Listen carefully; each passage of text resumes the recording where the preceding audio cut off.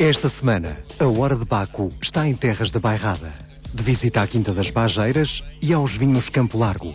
Dois produtores que encaram uma conhecida casta tinta de modo bem diferente. Estou no meio de uma vinha centenária da casta Baga em Ancas, Sangalhos.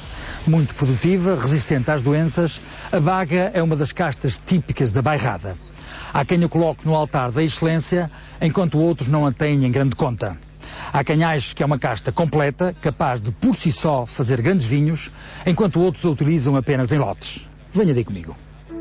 Muito produtiva, resistente às doenças e tida por muitos como capaz de produzir vinhos com grande capacidade de envelhecimento, a casta Baga continua a ser um dos emblemas da região vitivinícola da Bairrada. Nos últimos anos, no entanto, as virtudes da Baga começaram a ser contestadas. Os críticos encaram-na como uma das responsáveis pelo declínio dos vinhos bairradinos, classificados ainda hoje por muitos consumidores como demasiado ácidos, delgados e difíceis de beber. Para combater a má imagem dos vinhos da região, alguns produtores diminuíram as áreas de Baga nas vinhas e começaram a apostar em castas diferentes, portuguesas e estrangeiras. Esta é a Quinta de São Mateus, em São Lourenço do Bairro, na Anadia. Nos 110 hectares da propriedade, pertencente ao produtor Campo Largo, a casta Baga não tem estatuto privilegiado. É apenas uma das 3 dezenas de castas existentes nas vinhas. Ao contrário, aqui na Quinta das Bajeiras, em Fogueira, Sangalhos, a tradição ainda é o que era. A Baga é a casta dominante, usada sem mistura e encarada como uma das melhores uvas do mundo. Com características muito próprias, a Baga gera opiniões contraditórias. As castas de caráter forte, marcado, não são castas consensuais. Portanto, as castas que se disfarçam na paisagem são castas mais consensuais, porque de facto agradam a toda a gente, fornecem vinosidade e às vezes equilíbrio, que são as duas palavras com que eu gosto de definir o vinho, não é? Ou pelo menos o bom vinho, não é? As castas de maior personalidade geram mais facilmente inimigos, não é?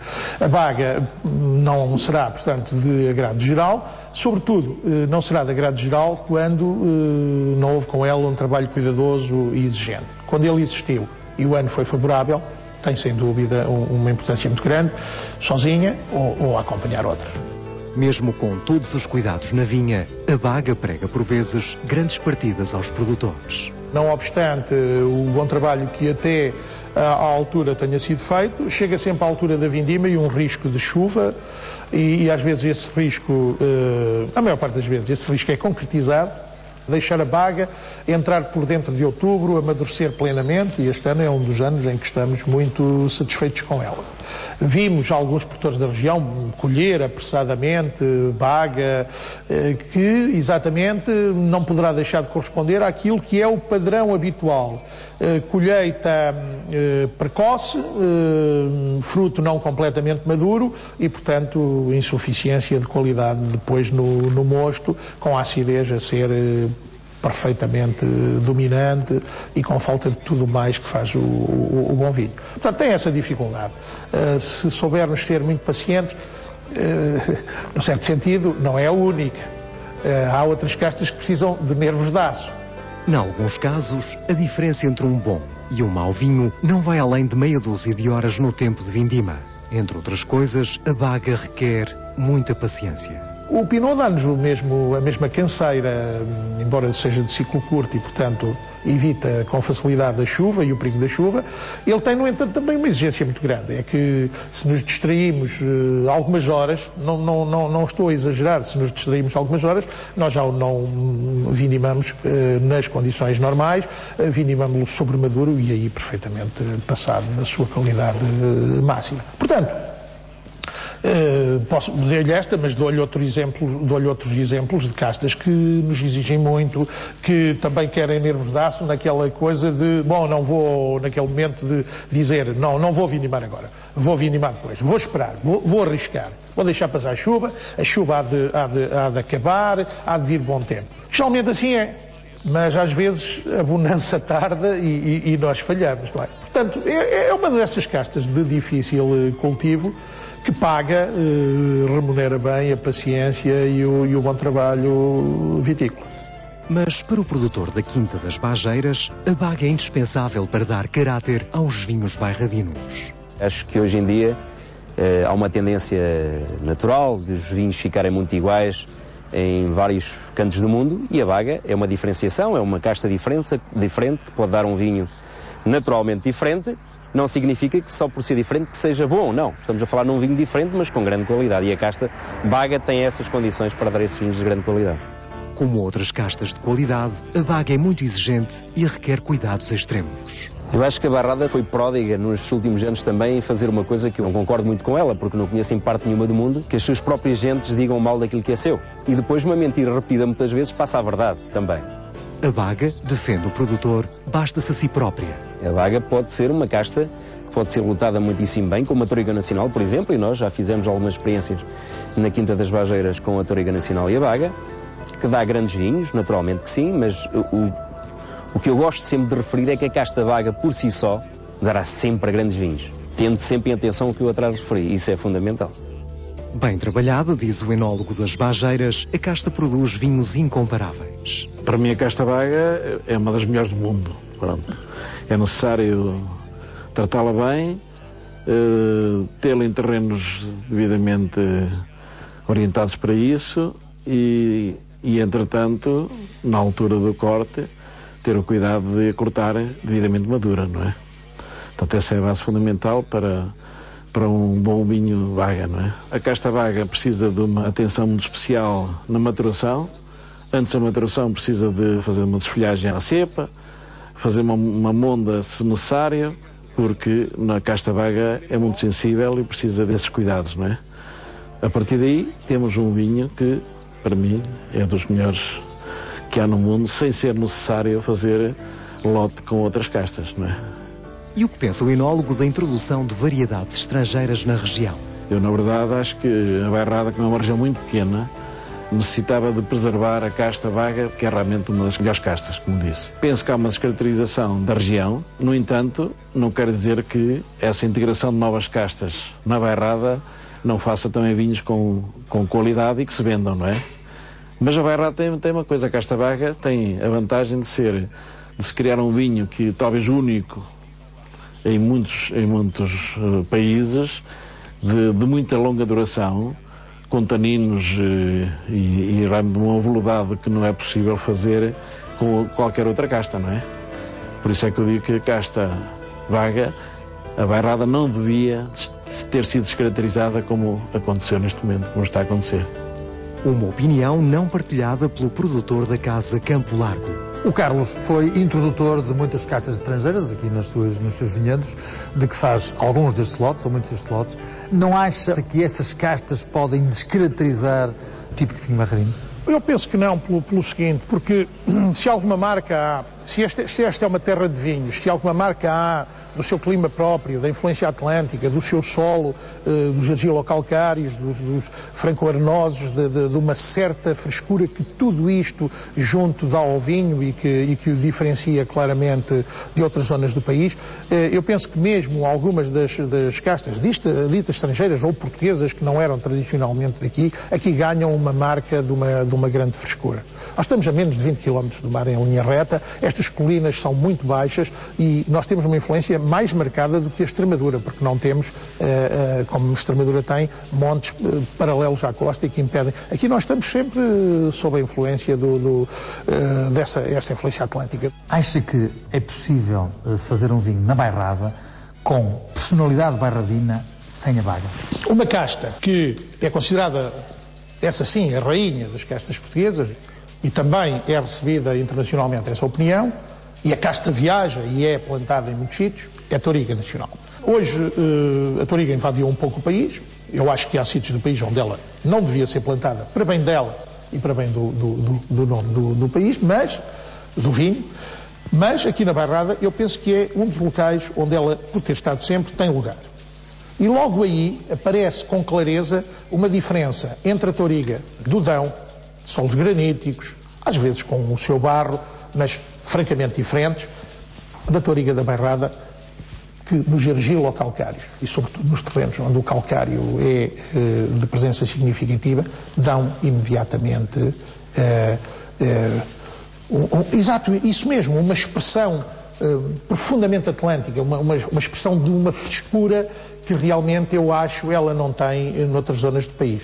Eu creio que o caráter bairradino, a frescura e exatamente essa influência atlântica, a influência desse solo frio e calcário é inquestionável. Ou seja, podemos na bairrada não usar baga e fazer um tinto muito bairradino. Para os defensores da baga, uma das suas virtudes está na capacidade de evoluir bem em garrafa durante muitos anos. Um vinho de baga precisa de tempo para se afirmar. Tem que ser guardada, naturalmente. Não pode haver uma baga que se venda no ano seguinte com aquela macieza que a casta pode dar, enquanto outras não dão, não é? A partir daí, acho que tudo o que seja estar a fazer a mistura com a casta baga, a baga pode melhorar as outras castas, mas nunca ao contrário, não é? A casta baga tem uma vantagem que devia ser quem a trabalha, os donos das vinhas, tem que a ter, tem que saber trabalhar bem, guardar as garrafas e depois vendê-la passado 2 ou 3 anos, e então tem uma mais-valia que realmente é necessária na bairrada, porque na bairrada não se pode ter um vinho igual ao Alentejo, ao Ribatejo ou mesmo até ao Douro, não é? Estará o segredo da longevidade dos vinhos bairradinos apenas na baga? Não negando uma predominância da baga, nós tínhamos trincadeira, a nossa trincadeira, o castelão francês, tinha bastardo, que era uma casta muito precoce e que ia para o lagar quando ia, francamente, para lá de maduro. A trincadeira ia também, geralmente, num estado de avançada maturação, mas o castelão era uma casta intermédia. Dito isto, eu acho que as nossas vinhas tinham essa acumulação de diferenças, porventura assentes num caldo que lhe dava, como hoje se diz, massa crítica e faziam no lagar um vinho fermentando em conjunto que de facto tinha e nos dava essa memória que temos dos vinhos da década de 50 e da década de 60, que eu, enfim, dos quais felizmente pude ser contemporâneo. No passado, boa parte do vinho da bairrada era consumido pouco depois das colheitas. E quanto a vinhos velhos, o produtor tem uma opinião muito própria. O vinho era para beber, e para beber no ano. Era um alimento, acompanhava as refeições e que era o que nós guardávamos em casa, que era aquilo que vendíamos, de facto, era consumido muito rapidamente, no decurso do próximo ano. Acontece, no entanto, que se faziam engarrafamentos para as nossas casas, para as casas comerciais, enfim, primeiro privilegiaram o engarrafamento e o longo estágio, que nos permitem hoje fazer uma avaliação sobre a longevidade do vinho. Nessa longevidade, de resto, a minha opinião é que o branco, os nossos brancos, é que ganham a corrida. E ganham-na com frequência aos tintos. E eu tive, não há muito tempo, o prazer de beber um vinho que tinha nessa altura 62 anos, porque era da colheita de 1940, e que mostrava, digamos, o que é potencial do ar. Mas era branco. Afinal, qual é o papel da baga na evolução dos vinhos tintos da bairrada? Do meu ponto de vista, quando se fala de baga, não era apenas baga. As vinhas eram um pouco mais variadas, sem negar uma predominância, e uma predominância que, em alguns casos, era esmagadora, havia nas vinhas daquele tempo que podíamos chamar verdadeiramente velhas. E essas vinhas realmente antigas tinham uma quantidade enorme de castas diferentes. E aqui na bairrada, até, e de uma forma genérica, havia exceções. A nossa casa era uma delas, nós fazíamos o vinho branco à parte. Mas na generalidade das casas de lavoura, não se vindimava o vinho branco à parte. As uvas brancas eram misturadas com as tintas, eram em pequena quantidade e contribuíam muito para exatamente melhorar o nível de álcool, melhor maturação do vinho. Eu creio que o potencial de envelhecimento era muito grande porque havia um grande equilíbrio do que vinha para a adega e, sobretudo, daquele vinho que o labrador fazia para si, para o seu consumo. Hoje em dia, a grande produtividade da casta é uma das preocupações dos produtores. A baga tem determinados anos que é extraordinariamente produtiva e aí tem que ver a intervenção humana, digamos assim, para lhe reduzir essa quantidade exagerada, para haver uma maturação correta. Mas isso é em qualquer árvore, num pessegueiro ou noutra árvore de fruto qualquer. Se tiver muitos filhos, digamos assim, não os alimenta da forma mais correta. A uva é a mesma coisa. Ao contrário da tradição regional, a Baga não terá características para produzir vinhos de excelência em grandes volumes. Reconheço que, se calhar, em grande dimensão, num só produtor será difícil trabalhar a Baga pelo processo que nós trabalhamos na Quinta das Bajeiras. Isso reconheço que sim, mas cada produtor tem que fazer a sua opção, ou tem um vinho de grande quantidade, uma área muito grande de Baga, ou tem realmente uma Baga com todo esse carinho e com o estilo de vinificação que nós preservamos e mantemos, porque temos efetivamente essa área de vinho e essa quantidade que, se fosse maior, não seria naturalmente possível. Com a ajuda de vinheiros comunitários, muitos viticultores da Bairrada plantaram novas vinhas, seguindo um modelo que merece críticas do produtor da Casa Campo Largo. O que se passou aqui na Bairrada com a Baga foi, do meu ponto de vista, o seguinte. A Baga esteve também no Dão numa quantidade, numa percentagem, numa dimensão, digamos, territorial muito significativa, pelas mesmas razões que teve aqui na Bairrada, não é? A sua grande produção e, de facto, a resistência ao ídio. E nos tempos mais recentes, o Dão diminuiu, portanto, francamente, drasticamente essa percentagem. Nós aqui não fizemos nada, eu diria que não fizemos nada até ao momento em que houve dinheiro para fazer alguma coisa. O dinheiro para fazer alguma coisa foi o dinheiro das subvenções comunitárias, que desencadeou um processo de replantio. Num primeiro momento, e porque a demarcação era ainda fresca, 79, vai fazer 30 anos no próximo ano de 2009, seguiu-se de perto o modelo que tinha sido adotado, uma forte percentagem de Baga na composição dos vinhos, logo, portanto, uma forte percentagem de Baga na vinha. Aí fez-se uma plantação, eu diria que um pouco desordenada, um pouco caótica.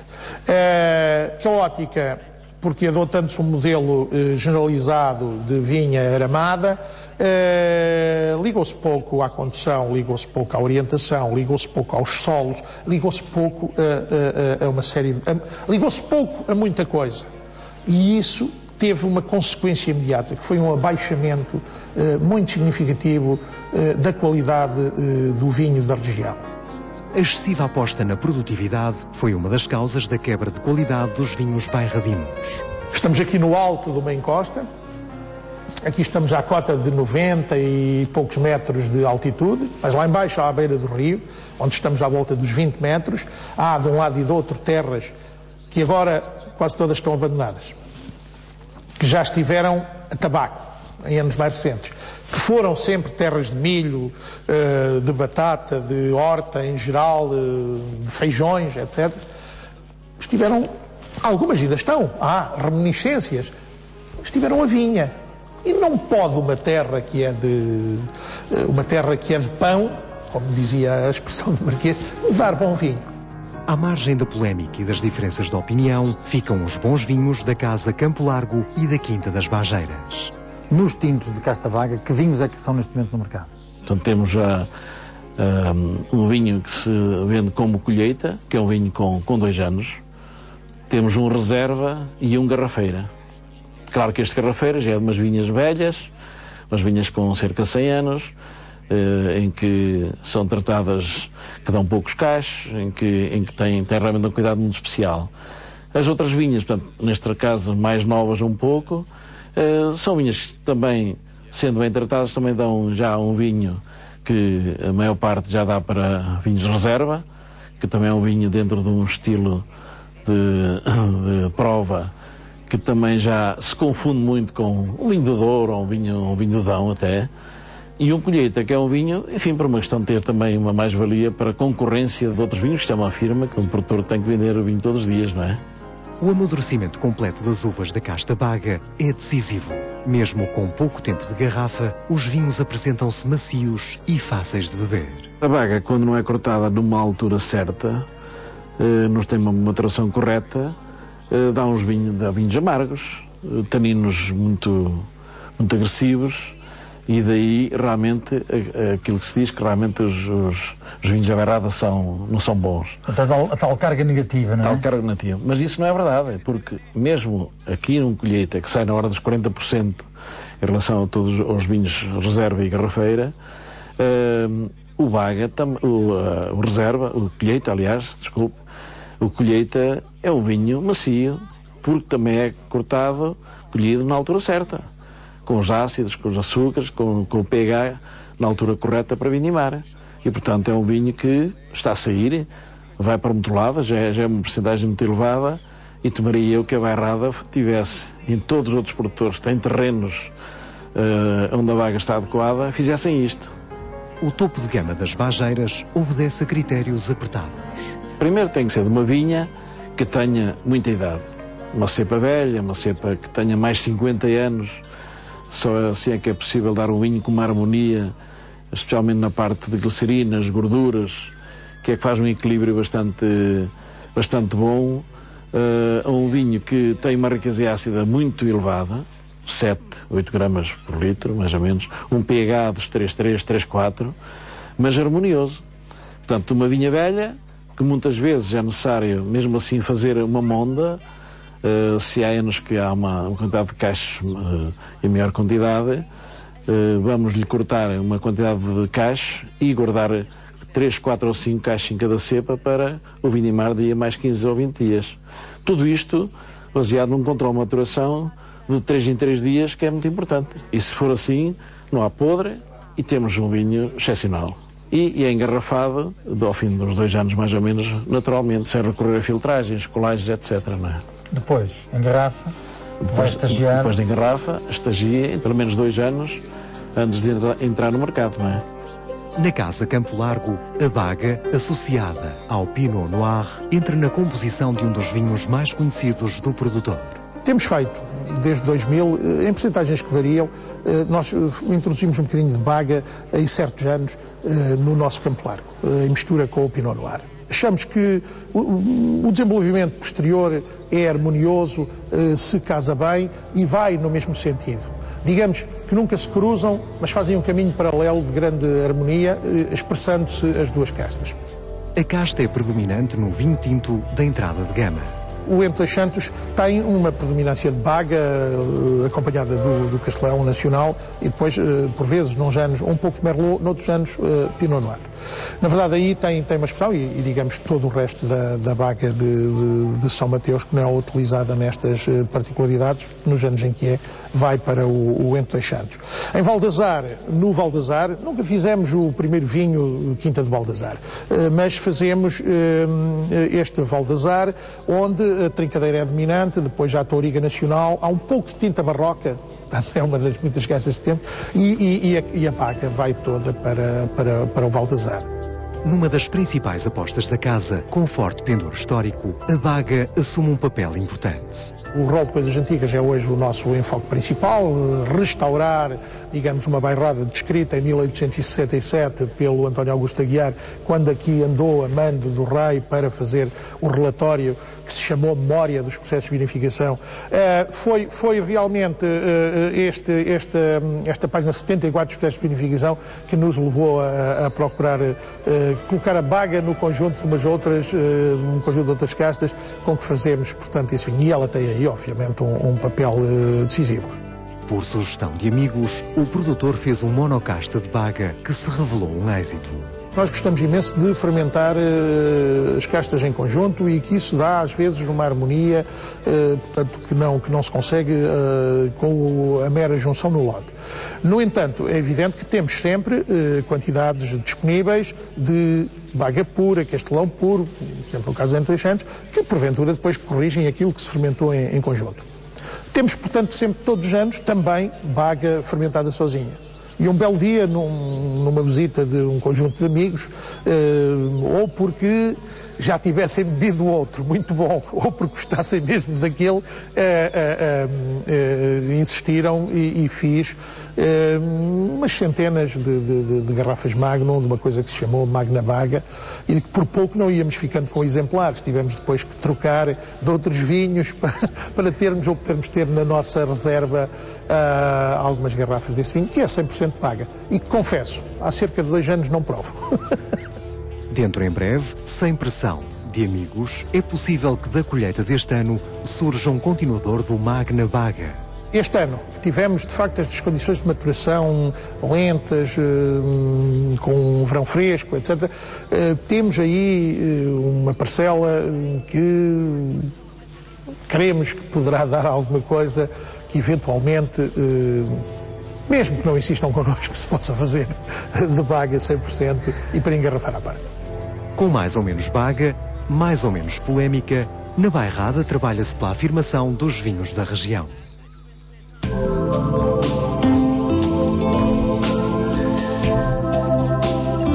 No final do programa de hoje, faço uma visita ao restaurante Romando, em Árvore, Vila do Conde, para vos propor uma harmonização de um prato com um vinho. Difícil vai ser escolher o vinho, porque esta casa tem vindo a apostar numa garrafeira fantástica que está aqui à minha volta, onde estão vinhos de todo o mundo, tudo o que é bom está aqui.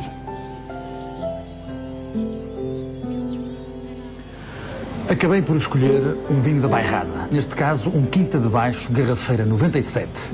A casta baga, bem trabalhada, com alguns anos de garrafa, a dar muito boa conta de si. Vinhos encorpados, com estrutura, com uma boa acidez e que neste caso vai fazer uma belíssima companhia a um bacalhau com broa gratinada, pasta de azeitona, uma batatinha a morro, feijão verde, uma delícia, cheira lindamente bem, certeza que me vai saber melhor ainda. Despeço-me até ao próximo programa, à vossa saúde.